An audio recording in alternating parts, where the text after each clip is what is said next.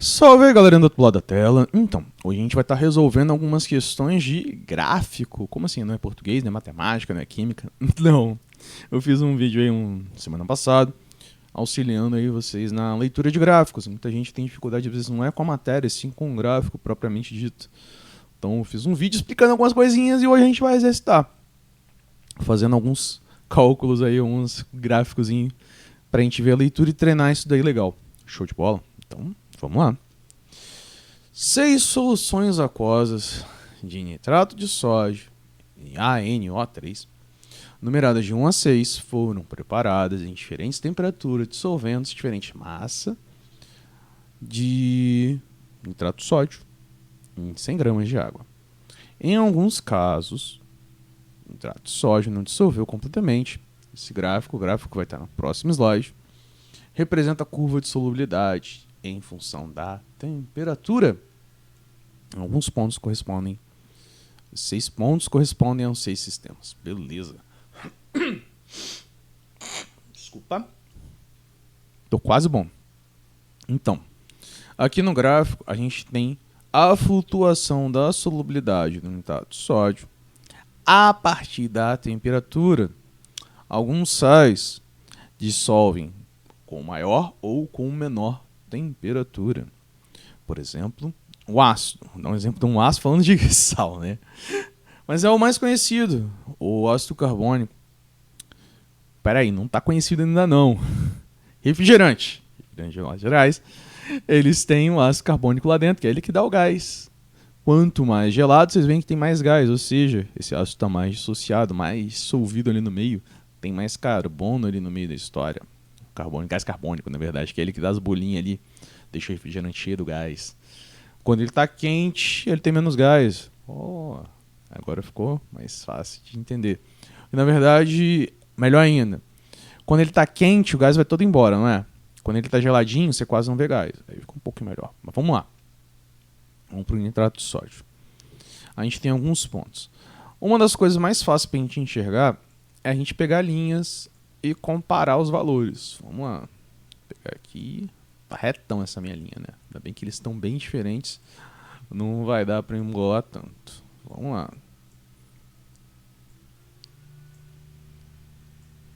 Eita lasqueira. Retão, hein? Retão nessas minhas retas, hein? Maravilha. Caraca, é praticamente a mesma temperatura. Mas beleza, a gente tem quantidades diferentes. Vamos lá, a partir da análise do gráfico, correto afirmar que os dois sistemas, em que há precipitado, ou seja, a gente quer aonde tenha a solubilidade não tenha acontecido de forma adequada. Aqui está o gráfico de temperatura, ou seja, aqui estão as temperaturas dos sistemas. Quanto mais para cá, mais quente. Quanto mais para cá, menos quente, né? Mais frio. Mais frio, né? Vai estar frio aqui e quente aqui. Beleza. Tá totalmente errado esse raciocínio, mas a ideia é essa. Temperaturas menores, temperaturas maiores. A gente pode ver que quanto maior a temperatura, maior a solubilidade. Em todos eles a gente tem 100 gramas de água. O que varia é a temperatura e o quanto que solubiliza. Beleza. Ele que é o que precipita. A gente tem aqui o que? Aqui são os que não solubilizaram. E esses daqui são o que estão no linear da solubilidade. E aqui, não. A gente pode ver que são temperaturas menores, mas aí tem a questão da quantidade, que tem aqui também. Show de bola? Então, 1 e 3 estão na letra B de... Bora! O gráfico ao lado mostra a solubilidade S de um determinado sólido em água em função da temperatura. Solubilidade de novo. É uma mistura construída em 30 gramas de um sólido a 50 gramas de água. Ou seja, a gente tem água e esse sólido aí. A temperatura inicial é de 80 graus No início tinha 80. Foi deixado para esfriar, foi reduzindo. A gente vê também que a solubilidade desse daqui aumenta com a temperatura. Quanto maior a temperatura, mais dele vai solubilizar. Aqui, temperatura, aproximadamente, a gente vai ter a cristalização do sólido. Onde você lê cristalização, você pode dizer precipitação, que pode dizer também vai pro fundo. É aquele açúcar que você jogou no suco e ficou no fundo lá, não dissolveu. É mais ou menos essa situação aí. Show? A diferença é que lá ele não cristaliza, né? Ele vai só jogar o quanto você jogou de açúcar, ele vai ficar no fundo. Porque aqui no caso, a gente está numa temperatura maior, a gente tinha uma quantidade maior de sólido dissolvido. Show? Então, a gente tinha uma quantidade de sólido maior dissolvida. Como a temperatura está reduzindo, a solubilidade dele vai diminuir. Então a gente vai acabar tendo algum sólido voltando. É só lembrar do refrigerante, né? A gente esquenta ele e acaba tendo mais gás solto aí no negócio, o negócio não fica legal. Beleza? Quanto mais geladinho, mais gostosinho fica o refrigerante. Show? Seguindo, então a gente tinha 50 de água e 30 gramas dessa coisa linda. A 80 graus, a cada 100 gramas de água, a gente dissolve essa quantidade, que está entre 80 e 60, então é 70. Então a gente dissolve 70. Eu só tinha 30 gramas. Na verdade não é 70, porque eu tenho metade de água, né? Então é metade disso daqui. 70 dividido por 2 vai dar 35. Então a gente vai ter um limite aqui de 35 gramas do sólido a essa temperatura de 80. Show? E aí ele quer saber o quanto que a gente reduz de temperatura para chegar a menos que isso daqui. Então teria que ter... A gente já está quase no linear, né? Deixa eu ver aqui. O próximo aqui é 70, né? Tem até a letra D aqui já de 70. A 70 seria 60. Aí a gente teria grama, 30 gramas no caso. Na verdade um pouquinho menos, porque 60 estaria um pouquinho aqui para cima. Já daria precipitar. Então, letra D de dados corretos. Se fosse uma questão dissertativa, você poderia colocar a partir de abaixo de 70, ou alguma coisa entre 60 e 70, aqui não, entre 60 e 80, estaria aqui no meio, o gráfico não dá esse valor, ou seja, você não pode chutar um valor, mas aí que está o valor certinho.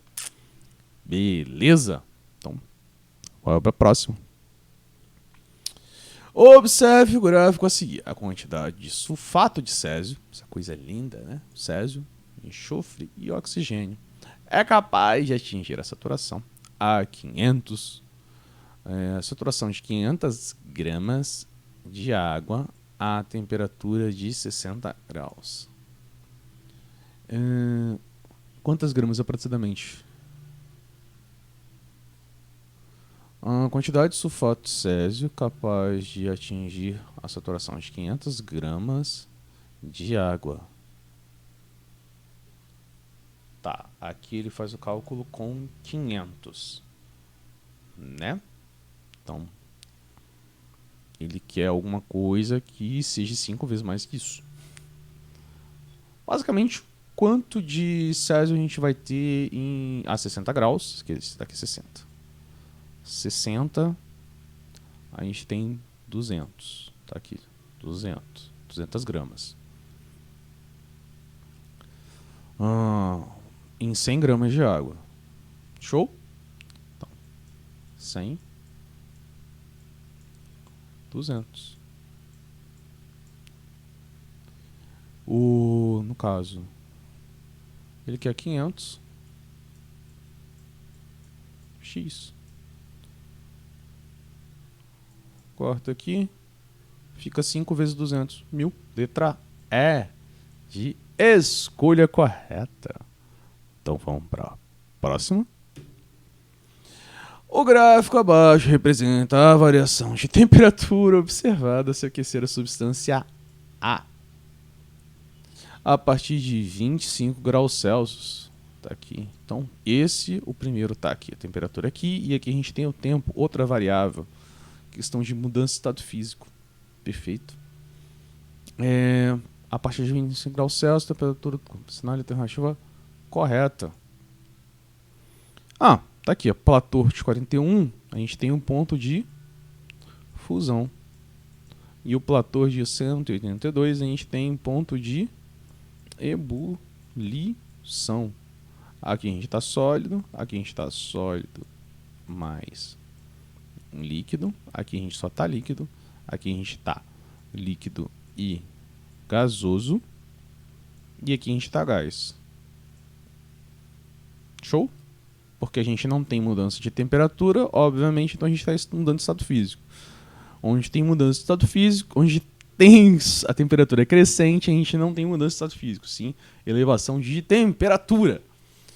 E onde não tem mudança de temperatura, a gente tem isso daí. Essa é a interpretação desse gráfico aqui, de mudança de estado físico. A faixa de temperatura, que a substância permanece sólida, é de 25 a 41. Caraca, já é essa? Tá certo. Pô, esse tipo de questão até é rapidinho, né? A substância A não é pura.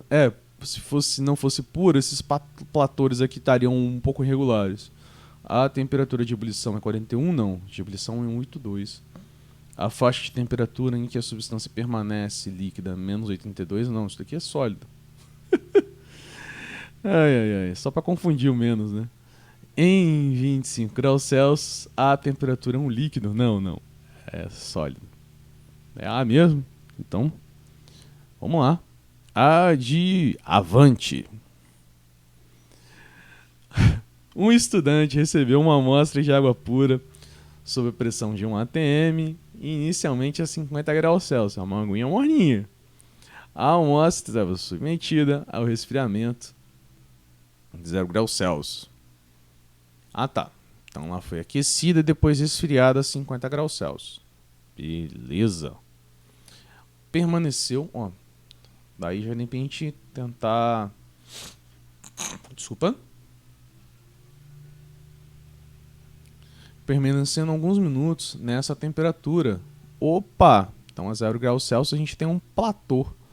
Aqui faz sentido, Tá 50, desceu para 0 e ficou uns minutos aqui. Essa daqui não, ele não ficou a 0 durante um tempo, ele ficou 50, então essa já descarta. Mesma coisa aqui, só que aqui não teve nem platô, né? Aqui de 0. Só o gráfico está invertido, né? O tempo. Mas a ideia aqui pelo menos está correta também. Vamos lá, seguindo. Posteriormente foi aquecida e mantida a 100 graus Celsius. Ou seja, ela chegou aqui e depois foi aquecida até chegar a 100 graus Celsius. Considerando a temperatura de ebulição da água 1 atm, são respectivamente 0 e 100 graus Celsius, o gráfico, a temperatura em função, faz sentido isso daqui. Esse daqui seria se tivesse sido encontrado acima de 100, né? E esses outros aqui, se fosse outra substância que não água, né? Que aí tem um ponto de fusão e ebulição diferente, mas também não ia estar seguindo o padrão descrito no texto. Então, é a letra B de... Bora para a próxima. Considerando o seguinte gráfico, aqui já é termoquímica, hein? Aqui é da hora. Mas vocês vão ver, só depende da interpretação do gráfico, exceto essas palavrinhas aqui do meio, né? E não são nada diferente. Só tá querendo dizer que uma libera calor e a outra absorve calor, só isso. Essa libera e essa daqui absorve. Só isso. Eu já tenho um vídeo aqui no canal sobre isso daqui também, sobre tipo de reação endotérmica e exotérmica. Só não lembro quando foi, tem bastante tempo. Considerando o gráfico, a seguir. Se tiver bastante comentário aí... Não, fazer o seguinte, o primeiro que comentar pedindo aí sobre esse vídeo aí, eu respondo o comentário com o link do vídeo. Show? Faça vocês procurar não, mas aí eu quero a animação de vocês. Empolga, gente, empolga. Vamos. De acordo com o gráfico acima, indica a opção completa. Representante das lacunas. Tá. Vamos preencher aqui. A variação de entropia, o ΔH, é Ou seja, quanto que a entalpia final, que é essa daqui, menos a inicial, vai ser. Ela é negativa, afinal aqui a entalpia é menor. Estão vendo? Aqui é a barra da entalpia, que é o caminho da reação, é quase como se fosse o tempo, né? O tempo está andando para cá. Aqui são os reagentes e aqui é o produto. A gente pega o produto, o ΔH,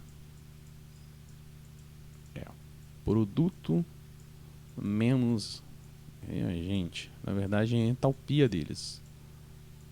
É isso, ΔH. E minha letra tá linda, maravilhosa. Mas a ideia é essa.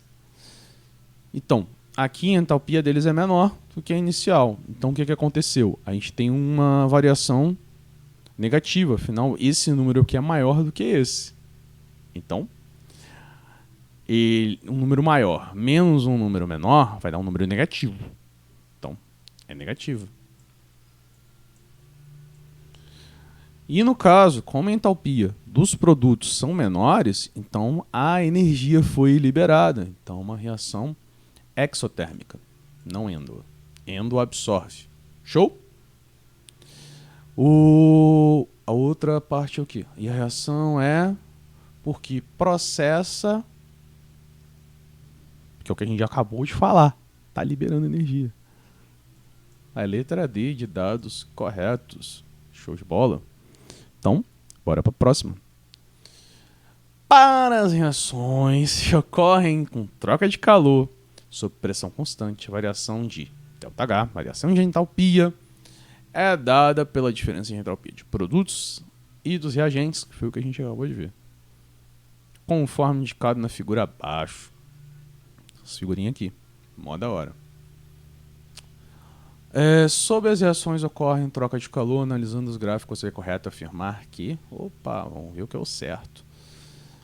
Então, essa daqui tá estranha, né? Porque teria que ter energia de ativação e não tem, ela só tá caindo, liberando energia. As duas, né? A gente tem uma reação que está liberando energia. ΔH do produto é menor, ΔH negativo, né?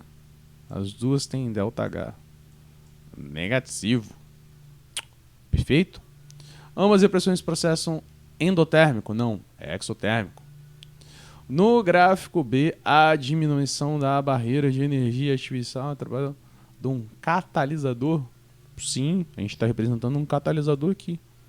O catalisador ele diminui a energia de ativação. Isso está corretinho, né? Ele diminui a energia de ativação para ligar, para a reação acontecer. Ela não modifica a reação, ela só deixa a reação com menos gasto de energia de ativação. Ela dá um atalhozinho, né? Então já seria a letra B de bola? B de... Bora para a próxima? Não, vamos dar uma olhadinha aqui. Os processos exotérmicos absorvem energia. Não, a gente acabou de ver que exotérmico libera, que é no caso dessas daqui. Quanto maior a energia de ativação, mais rápida a reação. Não, pô. Quanto mais gasta para ligar ela, pô, pior, pô. O aumento da concentração dos reagentes. Se revisou meu, chamado professor Cícero, tá bravo. Não altera a velocidade de reações químicas, apenas o catalisador altera. Não, o catalisador não altera nada, só energia de ativação. E a concentração, na verdade, ela não altera a velocidade. Quer dizer, altera, né? Altera sim, a gente viu o Le Chatelier algumas semaninhas atrás aí. Le Chatelier, gente. Então a letra B, bora pra próxima. Bora lá. Letra, vamos lá. O gráfico a seguir representa a variação de energia potencial. O monóxido de carbono e do óxido de carbono pela ação do NO2, dióxido de hidrogênio, de acordo com a equação. Se a gente tem aqui o monóxido de carbono reagindo com dióxido de hidrogênio, formando o dióxido de carbono e o monóxido de carbono. Olha que legal. Com relação a esse gráfico, esse daqui e a reação acima, a alternativa falsa, ou seja, ele quer dizer o que é errado, o que está falso aí nessa história. A energia de ativação da reação direta é 135 kelvins. É verdade. Tá mais ou menos, né? Então é provável que seja esse valor. A reação inversa é endotérmica. Sim, se a gente for ver. Ao contrário do sentido, aqui vai ser reagente, aqui produto. O produto tem mais energia, então absorveu o calor. Tá correto. Certo? Certo. O valor de ΔH, o valor absoluto, o ΔH da reação direta é 225 kilojoule mol. Vamos lá. Vamos lá, aqui tá 0, né? E aqui tá menos 220. É 225. Tá certo. 0. 225 menos 0. 225. Tá certinho. No caso, né? Menos 225. Então isso daqui estaria errado? No caso do sinal? Faltou o sinal aqui. Menos 225. Mas ele falou do valor, né? Não exatamente com sinal módulo, vamos dizer assim. O valor absoluto, ΔH, da reação inversa, não tem como ser 360. Porque ainda é o 225. 300 estaria aqui para baixo. Então essa realmente está errada. A outra é só o probleminha do sinal mesmo. Então, letra D de dados errados, que é o certo. Beleza? Ah, tá. E o ΔH da reação direta é negativo. Sim, que é o que a gente acabou de ver aqui na letra C. A gente viu que estava errado aí. Que é a única coisa errada aí, mas tá certo. Então, é a letra D. Vamos lá. Para a próxima. O gráfico abaixo representa o resultado de uma pesquisa realizada numa escola com 100 professores. Olha que legal. Gráfico de barra. Para saber a preferência deles com relação à bebida que deveria ser feita e servida no lanche. Cada um deles, esses professores, votou numa bebida, única bebida, de acordo com esse gráfico. Quantos professores preferem café? 100%, pô. Não precisa nem de pesquisa, qualquer professor gosta de café. Zoando. Tem um ou outro aí que não gosta. Eu também, um pouquinho antes da pandemia, não curtia café não. Agora bebo até café gourmet. Moe café em casa pra fazer. É uma delícia. Bebo sem açúcar, que é o correto. Mas vamos ver o gráfico aqui. Ué, não é que o gráfico tá certo? Ó, leite daqui embaixo, que é 10. Se a gente seguir a linha aqui, vai dar 10. Esse daqui, que é o chá também é muito bom. 30. Eu já bebi antes da pandemia. Eu comecei a tomar chá depois de alguma coisa que eu tive no estômago. E me recomendaram tomar chá preto e não parei mais. Hoje eu tomo chá verde às vezes, quando eu lembro. É bom chá de hortelã, de camomila pra dormir também, é bacana. E aqui a gente segue aqui, seguindo a linha, a gente vai ver que é 20. Café, 40. Preferência aí dos docentes. Café. 20 em cada 10 professores bebem café. Então é a letra D de dados corretos. E a gente se vê no próximo vídeo tomando um cafezinho.